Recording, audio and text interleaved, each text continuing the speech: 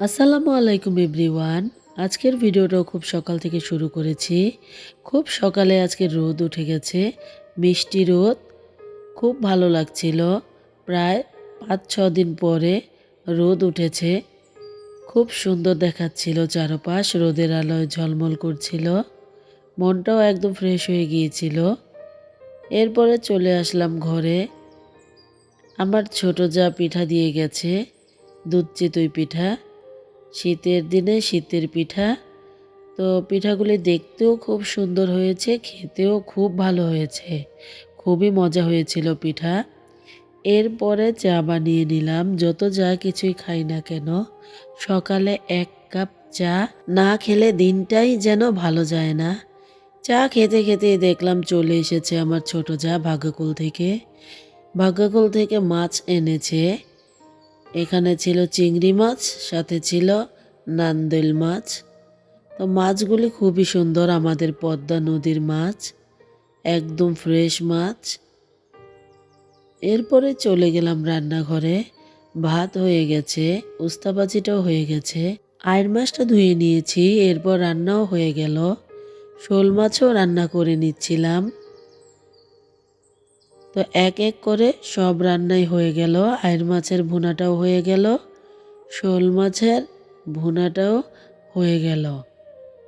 তো আজকের মেনুতে ছিল উস্তা ভাজি, মাছের তেল বেগুনের চচ্চড়ি, তার সাথে ছিল শোল মাছ ভুনা, সাথে ছিল আইড় মাছের ভুনা। এরপর মাছটাও ম্যারিনেট করে রেখেছিলাম।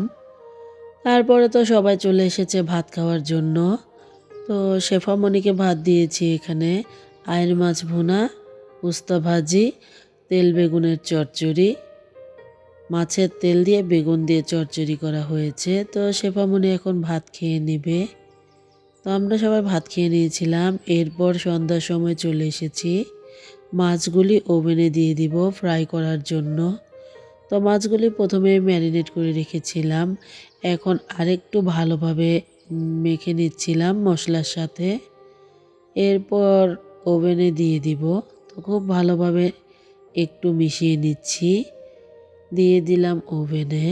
আস্তে আস্তে মাছগুলি হতে থাক। মাছগুলি আমি ওভেনে দিয়ে দিয়েছি। এরপর একটু উল্টে পাল্টেও দিয়েছি। মাছগুলো হয়ে যাচ্ছিল। তো আমাদের আজকের সন্ধ্যার নাস্তা ফিশ ফ্রাই।